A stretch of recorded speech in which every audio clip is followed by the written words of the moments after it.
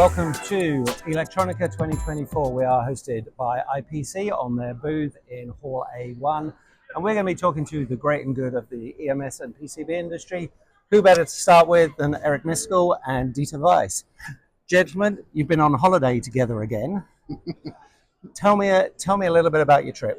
Not exactly holiday, but yes, Dieter and I have just completed our 5th OnTour in 4 years. This time we focused on Eastern Europe. So we began the trip last Monday, going up to Lithuania. Saw a very interesting company up there, Electronica.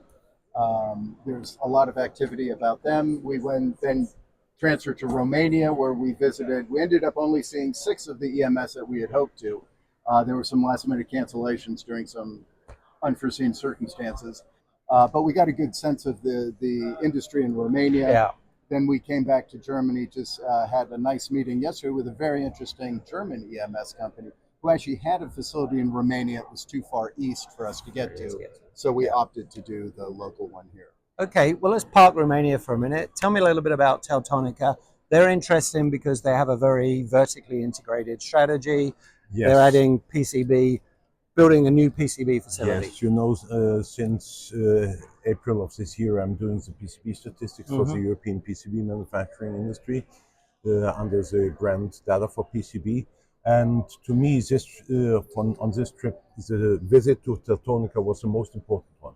Because number one, you need to find out why in a situation where the number of PCB manufacturers in Europe is constantly declining and more people are stepping out because it doesn't make sense for them anymore.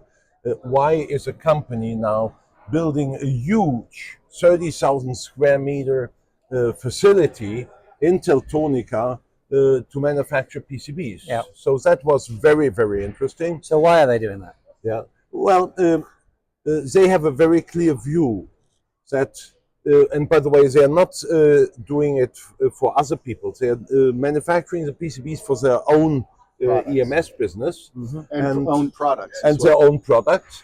And they have a very clear vision that they say the customers will be in the future willing to pay a certain extra premium if they know that their PCBAs are manufactured with PCBs made in Europe, and that will protect the IP of those products. Yeah, yeah.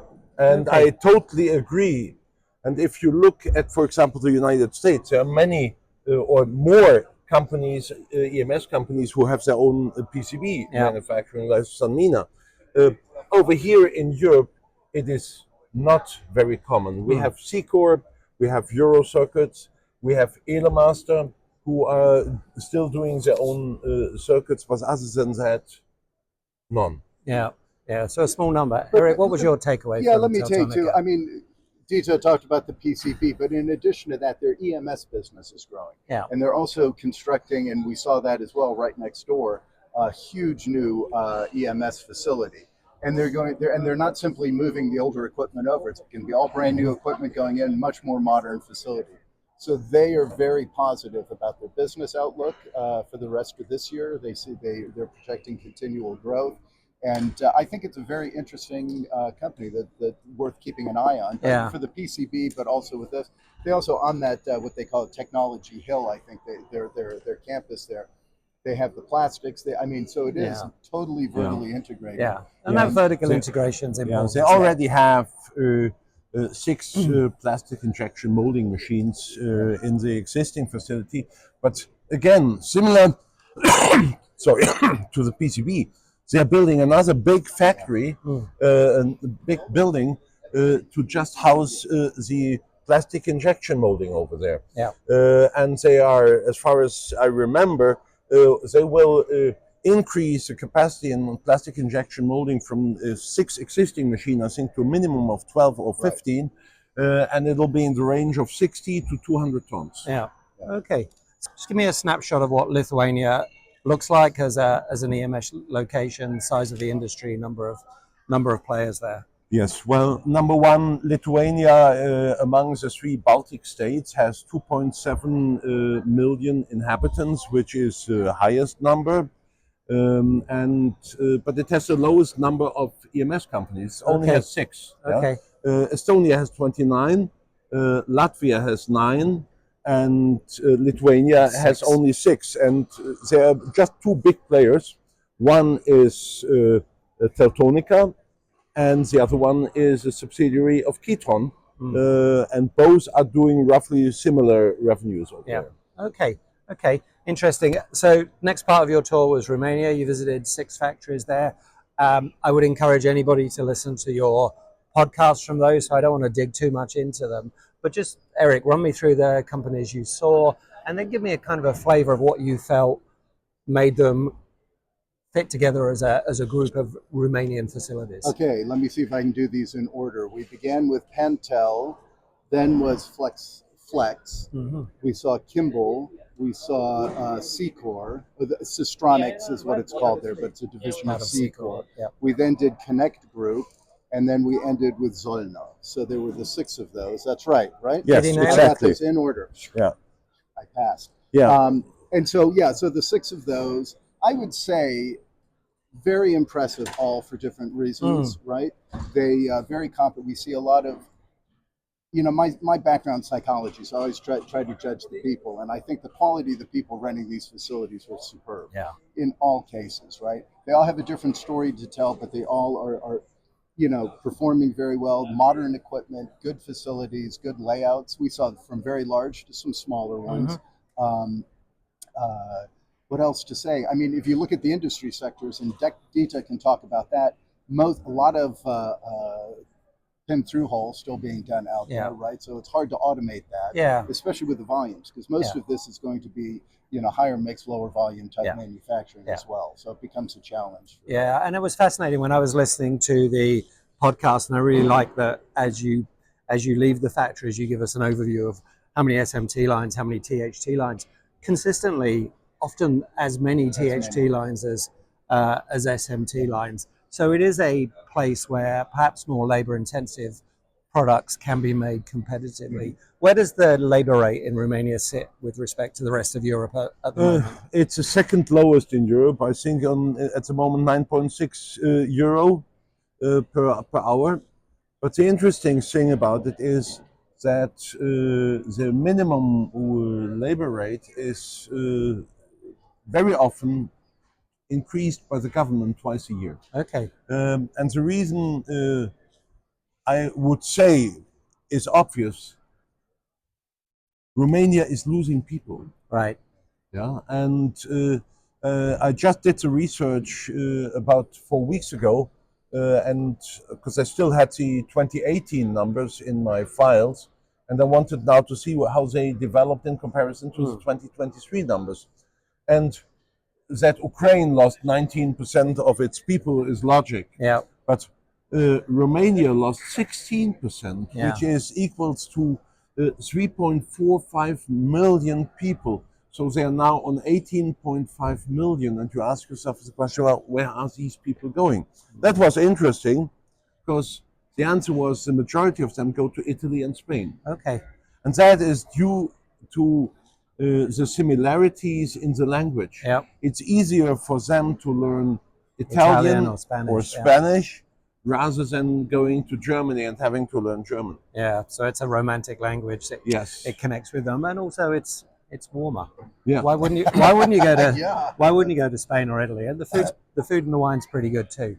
So, Dieter, from your point of view, what were your big takeaways from Romania when you look at it holistically as a group rather than individual factories? Well, number one was the situation that I had seen a lot of high tech. Yeah. Really high tech. And I'm not mentioning where I saw this, but in one company, we saw a lot of optical communication technology with the glass fibers. Yeah. And they had 120 women just doing the splicing. The splicing, And we were talking about fibers in a diameter of 80 micron, which is a little more than a human hair, than my hair, and much more than Eric's hair. Yeah. But and they the optics for that, I thought, Yeah. well, where are the cameras? And then they're adjusting it, and then it's connected via laser. Yeah. I have seen that, never have seen that before. I was very, very impressed. Yeah. I have to say that. Yeah. But labor intensive, only so much of those kind of things that you can automate, and hence the reason to have them in those kind of environments. It becomes really important. But see, my impression was it is not just products being sent over there for the cost reason, because it's so cheap, especially with if you have many THT components. But we saw a lot of interesting products. Like, for example, we saw 1.5 meter long PCBs in one place, and all of that is something you don't see that often. So I'm always very interested to see how they automate that as well. Yeah, and I always think it's fascinating when you go to a lower cost environment and they're not just doing the easiest stuff and using the low cost labor to do that. That's fascinating. Eric, this time you visited some of the global players that have the local facilities there. How did you find the way they were working in Eastern Europe compared to, you know, the way they work globally? Do you feel that they were really assimilated into the region, and it wasn't just, this is how we do it from a global point of view? We've really got to grips with what's available and what needs doing in that country. Yeah, I mean, it's both, right? They global power that their company can provide them. For example, I mean, on the supply chain, they talk about sourcing being consolidated, but purchasing being local, right? Okay. So they're still allowing that. And then also talking about other supply chain, in all of them, what about plastics and metal suppliers are using, almost without fail, I think there was one exception, they were using local too. Yeah. So there's certainly, and then of course, just because of the workforce, the challenges there, they have to be local. Yeah. They're all sending buses out, some at different radiuses. Yeah. I think Flex went out further than anybody else, but they're going to these various towns because there isn't really an urbanization within Romania as there are in many other countries. So you have to kind of go get the people and bring them in and train the people. So yeah, I think they're very much kind of being good citizens in the communities that they serve. They want to be employers of choice. We had one example of somebody who actually moved out of Timisoara further out because they were competing 100 kilometers to the east. They had been in Timisoara. They were competing with two of the bigger ones. This is a smaller one. You know, the price competition was hurting them, so they moved 100 kilometers and have fantastic facility there and are employer of choice there. Yeah, it's fascinating, isn't it? Customers to the west, lots of potential staff members to the east, and you know, that's kind of how it works in those Eastern European kind of border countries. So. Yeah, and if you look at the locations of the EMS in Romania, to a certain extent, at least those we visited, are like on a pearl chain, starting in Timisoara with Flex and close to Timisoara, Kimball. Then you go further north, you go to Arad, you see Systronics there. Then you go to Oradea, you have Celestica, Connect Group, and Plexus all in Oradea, and then you get to Satu Mare in the north, where you have Zollner. And the only other bigger one that we didn't go to because it was too far out was Benchmark. They are, I think, 250 kilometers further to the east. Maybe as well for the reason that they want to make sure that they don't have to compete too much on the labor force issue. For the others, to me, it was very logic. They settled close to the border to Hungary because most of the stuff is going out. It's going to the west, and you have good access to the highways in Hungary, and from there it's not far to the west. Yeah, and it was interesting also to hear that in some cases there were kits of product going in from the west and being assembled, and then that final assembly coming back. So the companies there, their turnover was basically leveraging the labor and manufacturing rather than the whole supply chain, which is very much managed by the corporate. I found that fascinating. I would say, you know, the challenge is any low-cost country you go into, as we've discovered over the last 20 years, low cost doesn't stay low cost forever, right? Absolutely. And so there's And so that's the interesting part that, to me, one of the takeaways is that balance between the human and the automation, right? And it's a continual balance. And in this particular area, due to the type of manufacturing, due to the large amount of through-hole that's still being done, and the size of it, it's harder for the balance there, right? And we had one example, I forget who it was. They automated a through-hole line, and we saw what they were doing there. And that's great, and they put the cost in, but then the demand dropped on that one. All of a sudden, you know, they're having to second guess. It'd probably be cheaper to do it by hand, but they have this all set up now. Yeah, so. And it's absolutely the case with automation when you're in a high mix, low volume facility. The challenge to automate is huge because you don't know what you're going to be doing tomorrow, let alone next month and next year. So big investments in fixed automation is really difficult. You need adaptable automation to be successful. I'm sure you guys are thinking about your next tour. You don't have to tell me about that, but Eric, I know after we all leave Munich, you're off to Asia to do some factory visits there. Yes, I am. I have a project for one of the large global EMS. It'll be interesting. I'll be visiting them in China and also Malaysia. I'll be doing a report on that, come out of that. It'll also be exciting. I haven't been to Asia, gosh, in almost 20 years. So I'm really excited to get back there. Yeah.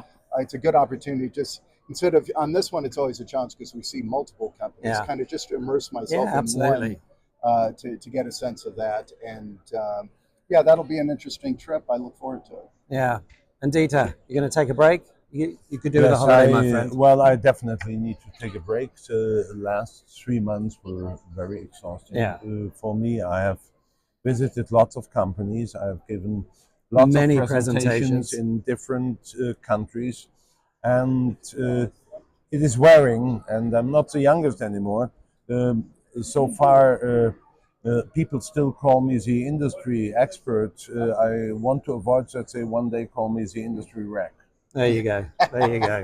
You want to be a guru, not a dinosaur. Thank you so much, my friends. Pleasure to talk to you, and we'll talk again soon. Enjoy the show. Thank you.